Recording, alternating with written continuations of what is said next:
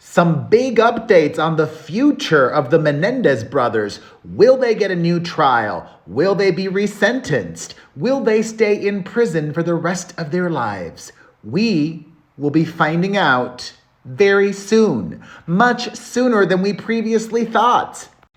It had already been announced that a hearing was set to take place next month, but this week, yesterday and today, in a series of interviews, Los Angeles County District Attorney Jorge Gascon has said that we will be getting a decision from him by the end of this week. And I will share with you all exactly what he said, but Gascon is milking this for all it's worth. If you are not aware, the district attorney is running for re-election in Los Angeles. Over the last 24 hours, he's spoken to both CNN and People magazine and has been very chatty about the Menendezes. The hearing next month was supposed to address this new evidence that was not included in the original trial, which found the brothers guilty of slaying their parents and withheld from the jury information that they were abused sexually and physically by their parents, physically by the mother and sexually by the father. They were sentenced to life in prison without the possibility of parole, but that might change. And yes, the Ryan Murphy show and all of the social media attention has played a big part in this perhaps reversal. The DA, in a new interview with CNN, said today, quote, "The public attention to this case was a big factor in him reviewing the new information which includes a letter that one of the brothers sent to a cousin confessing what had been happening to him, as well as the confession of a former member of the boy band Menudo, naming their father as an abuser who was a pedophile and raped him." Neither of those two pieces of information were included in the trial in the 90s. But what might happen this week is not a given. Gascon told Jake Tapper on CNN this afternoon, quote, "There's actually two different camps in my office. I have a group of people, including some that were involved in the original trial, that are adamant that they should spend the rest of their life in prison and that they were not molested. I have other people in the office that believe actually that they probably were molested and that they deserve to have some relief." Gascon told CNN, "I plan to have a decision by the end of this week." It should also be noted that Gascon is trailing his opponent for DA by a lot of points.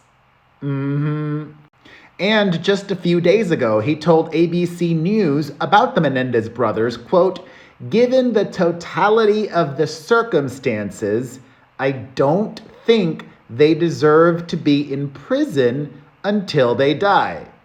So spoiler alert, sounds like we're gonna get either a resentencing or a new trial.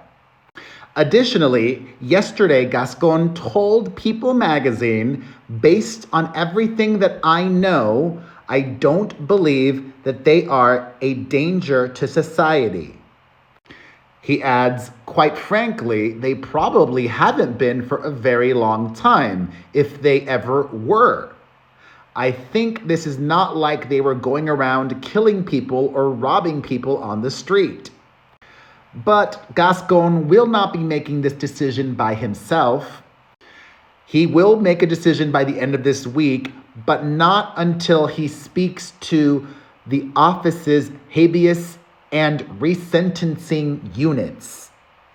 Quote, "I'll be listening to not only the briefing, but the recommendations from both teams, the habeas and resentencing units." Quote, "That also plays a role, because they're not just sort of an agnostic presenter, they're going to be presenting what they think should be the outcome. I expect one will be saying no relief, one will be saying yes, provide relief, and I'll evaluate both of them. Oh, this is very interesting.